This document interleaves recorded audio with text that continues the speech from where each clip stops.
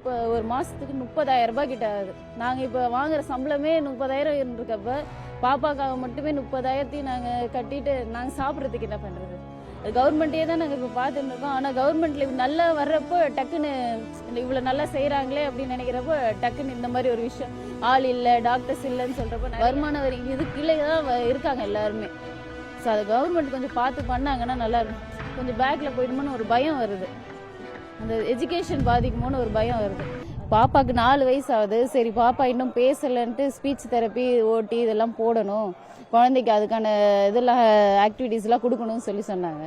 சரி, ப்ரைவேட்டில் கட்டி நம்மளால் அனுப்ப முடியலையே, கஷ்டப்படுறோம், கவர்மெண்ட்டுக்கு போகலான்னு சொல்லிட்டு கவர்மெண்ட்டுக்கு இங்கே கேகே நகருக்கு கிளாஸ்க்கு அனுப்பிட்டு இருந்தோம். கேகே நகரில் இப்போ அழகாக போயிட்டு இருந்தது. இப்போ ஸ்ட்ரென்த் அதிகமானோடனே டாக்டருங்க இல்லை, அந்த ஹெல்ப் பண்ணுற கூட இருக்கவங்கள சேலரி ஒழுங்காக போடல அப்படின்னு சொல்லிட்டு அவங்க ஸ்ட்ரைக் பண்ணுறதுனால இப்போ குழந்தைங்களுக்கு கிளாஸ்க்கு எடுக்கிறதுக்கு நாங்கள் ரெகுலராக தர முடியாது. ஒரு வாரத்துக்கு 2 கிளாஸ் 3 கிளாஸ் தான் அப்படின்றாங்க. ஆனால் இதே நாங்கள் டாக்டர்ஸை பார்த்து எழுதுறப்ப ஒரு 4 நாளைக்கு ஓட்டி கொடுக்கணும் பாப்பாக்கு, நான் 3 நாளைக்கு ஸ்பீச் கொடுக்கணும், 2 நாளைக்கு இந்த ஃபிசியோதெரப்பி கொடுக்கணும் அப்படின்னு இவ்வளோ சொல்கிறாங்க. ஆனால் வந்து என்னென்னா இப்போ அவங்க டாக்டர் சரியாக இவ்வளோ பெரிய பசங்க அவங்களால பார்க்க முடியாதுன்றதுக்காக வாரத்தில் வந்து எனக்கு 2 நாள் இல்லை 1 நாள் அப்படி தான் எங்களால் இது பண்ண முடியும். அவங்களுக்கு கிடைக்கிற அளவுக்கு என்னால் ஃபுல்லாக ஃபில்ஃபில் பண்ண முடியாது. அதனால் அது வர வரையும் நீங்கள் கொஞ்சம் இப்படி தான் மெயின்டைன் பண்ணி ஆகணும் அப்படின்னு சொல்கிறாங்க. அதுதான் இப்போ வந்து மாசு சார்கிட்ட வந்து இப்போ சொல்லியிருக்கோம், மாசு சுப்ரமணியன் சார்கிட்ட கோரிக்கை வச்சுருக்கோம். அவங்க சீக்கிரம் பண்ணி கொடுத்தாங்கன்னா நல்லாயிருக்கும். ஏன்னா 4 வயசு ஆகிறதுனால குழந்தை இன்னும் எப்போ பேசுவாங்கன்றது குழந்தைக்கு வாயத்திலேருந்து இப்போ 4 வயசு நான் இன்னும் அம்மானு அப்பான்னு கூப்பிட்ற குழந்தைய எப்போ பேசணும் எல்லாருக்கும் ஒரு இது இருக்கும். அதை பிறந்து 4 வருஷம் ஆகுது, இன்னும் குழந்தை பேசலையே, வாயை திறந்து அந்த பொன் குழந்தையா இருக்கனால இன்னும் அதோட தேவைகளை அவங்க செய்ய முடியலையேன்னு ஒரே மனசு கஷ்டத்தில் தான் நாங்கள் வரோம். ஆனால் அங்கே கேக்கனுக்கு போகிறது இவ்வளோ கிட்டக்க இருக்குன்றதுனால தான் இதுவே ஏதோ கடவுள் நம்மளுக்கு கொடுத்துருக்காரு பக்கத்தில் அப்படின்னு சொல்லிட்டு தான் போனோம். அங்கேயும் இப்போ வந்து டாக்டர்ஸ் இல்லை, வேலை செய்ய ஆள் இல்லை அப்படின்னு சொல்கிறப்ப நம்ம இவ்வளோ கஷ்டப்பட்டும் குழந்தைக்கு இன்னும் டிலே ஆகிட்டே இருக்குது. அந்த கரெக்டான ஆக்டிவிட்டிஸ் கொடுத்தா தான் வந்து குழந்தைங்களுக்கு நல்லா வரும்.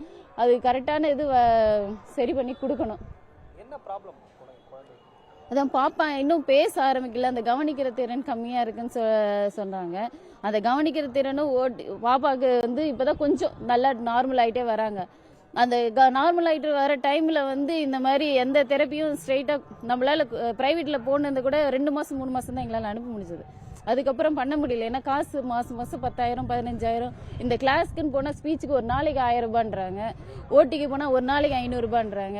இந்த மாதிரி தனித்தனியாக நாங்கள் அனுப்புறது ஒரு நாளைக்கு ஒரு மாதத்துக்கு 30,000 ரூபாய் கிட்ட ஆகுது. நாங்கள் இப்போ வாங்குற சம்பளமே 30,000 இருக்கப்ப பாப்பாக்காக மட்டுமே 30,000 நாங்கள் கட்டிட்டு நாங்கள் சாப்பிட்றதுக்கு என்ன பண்ணுறது? அதனால தான் கவர்மெண்ட்டை தேடி வீட்டில் பாப்பா பிறந்ததும் கவர்மெண்ட் ஹாஸ்பிட்டலில் தான் பிறந்தாங்க.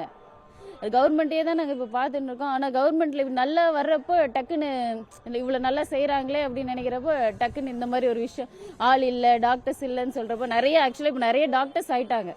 டாக்டர்ஸ் இல்லைன்னே சொல்ல முடியாது. எங்கே பார்த்தாலும் இப்போ நிறைய பேர் டாக்டர்ஸ் ஆகிட்டாங்க. எங்கள் ஃபேமிலி நிறைய தெரிஞ்சவங்கலாம் பார்க்குறப்ப எல்லா டாக்டருக்கு படிச்சிருக்க டாக்டர் தான் சொல்கிறாங்க. ஒரு காலத்தில் இன்ஜினியரிங் அதிகமான மாதிரி இப்போ டாக்டர்ஸ் அதிகமாக தான் இருக்காங்க. இங்கே அதை டாக்டர்ஸ் கொஞ்சம் அதிகப்படுத்தினா என்ன மாதிரி நிறைய பசங்க, நான் ஹாஸ்பிட்டல் போகிறேன், நிறைய பசங்க இருக்காங்க. பாப்பா கூட நான் கொஞ்சம் ஓரளவுக்கு ஒன்றும் இல்லைன்னு சொல்லுவேன். அந்த அளவுக்கு ரொம்ப மோசமாக இருக்காங்க பசங்க, நடக்க முடியாமல். அவங்களுக்குலாம் கரெக்டாக டெய்லியும் அந்த கிளாஸஸ்லாம் கொடுத்தாதான் ஓரளவுக்கு. அவங்க அம்மா அப்பாலாம் பார்க்குறப்ப அழுதுகிட்டே வராங்க. எங்களுக்கும் மனசில் கஷ்டம் இருக்குது. ஆனால் அவங்கள பார்க்குறப்ப இன்னும் அதிகமாக இருக்குது. ஏன்னா அவங்க அவ்வளோ அழுதுட்டு நடக்க முடியாமல் குழந்தைங்கள தோல் மேலே போட்டுக்கிட்டு வரப்போ ரொம்ப கஷ்டமாக இருக்குது. எவ்வளோ பேரண்ட்ஸ்க்கு அந்த வருமான வரி இது கீழே தான் இருக்காங்க எல்லாருமே. ஸோ அதை கவர்மெண்ட் கொஞ்சம் பார்த்து பண்ணாங்கன்னா நல்லாயிருக்கும். பார்த்து பண்ணுறேன்னு ஃபோன் நம்பர் வாங்கியிருக்காங்க. ஃபோன் நம்பர் வாங்கிட்டு உங்களுக்கு இன்ஃபார்ம் பண்ணுறேன் அப்படின்னு சொல்லியிருக்காங்க. அது சீக்கிரமாக நல்லபடியாக எடுத்தாங்கன்னா நல்லாயிருக்கும்.